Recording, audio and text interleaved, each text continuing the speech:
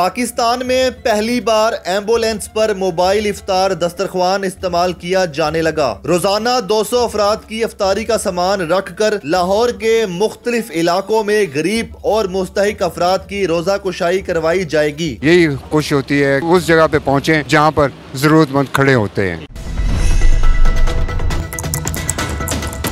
Custom health care society से इस वक्त हमारे साथ खालिद मसूद साहब मौजूद हैं, जिनका ये चलता फिरता दस्तरखाना है रमज़ान का। खालिद साहब ये बताइएगा कि कितने साल हो गए हैं आप इस तरह मुख्तलिफ इलाकों में जाते हैं एम्बुलेंस में रमज़ान के हवाले से रोज़ा कशाई करवाने के लिए इफ्तारी लेके? बेटा हम लोग ये 30 साल से काम कर रहे हैं और जहाँ पर भी हम देखते हैं लाहौर का हर चौक, हर वो जगह जहाँ पर ये पैसेंजर और ये गरीब तबका खड़ा होता है, हम वहाँ पर तकसीम करते हैं और मज़दूर तबका भी उनमें शामिल है।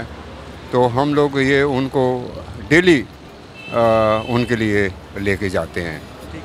ये बताइएगा कि बहुत से लोग दस्तरखान लगाते हैं फुटपाथों पे, पार्कों में, जगह जगह, लेकिन आपने एक नई टर्म अपनाई है कि एम्बुलेंस में आप अफ्तार का सामान रख के लेके जाते हैं। मकसद क्या, आपका विजन क्या है? वो लोग जो वहाँ तक नहीं पहुँच सकते उनको हम लोग यहाँ पर अपना सरवाइव करते हैं। उनको हम लोग ये जो अफ्तार है वो हम लोग उन लोगों को उन तक पहुँचाते हैं।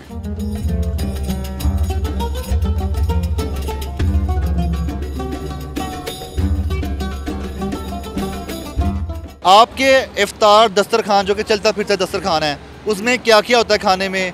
कितने लोगों के लिए, कितने अफराद की रोज़ा कशाई करने निकलते हैं और आपकी टीम में कौन कौन होता है?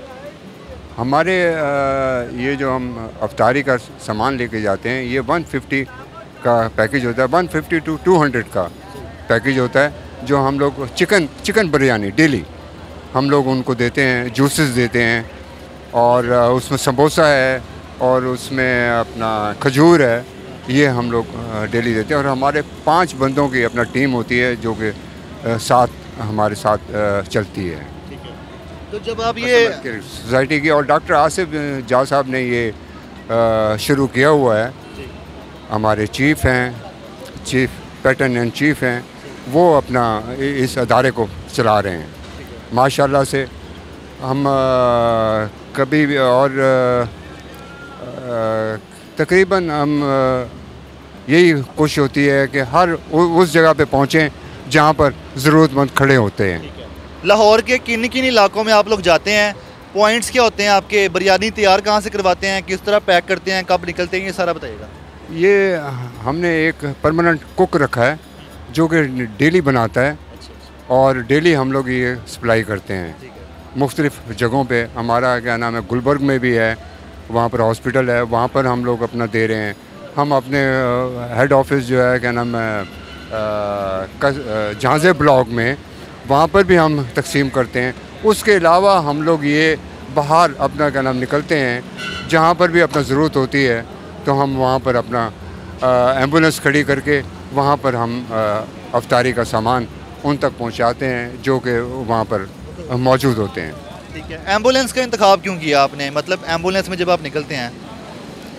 एम्बुलेंस इसलिए है बेटा कि वो अपना उसमें एक तो सामान काफ़ी आ जाता है और सेफ रहता है, तो वो इसलिए हम लोग एम्बुलेंस इस्तेमाल करते हैं। गाड़ी तो इस्तेमाल कर नहीं सकते हम लोग, तो हम लोग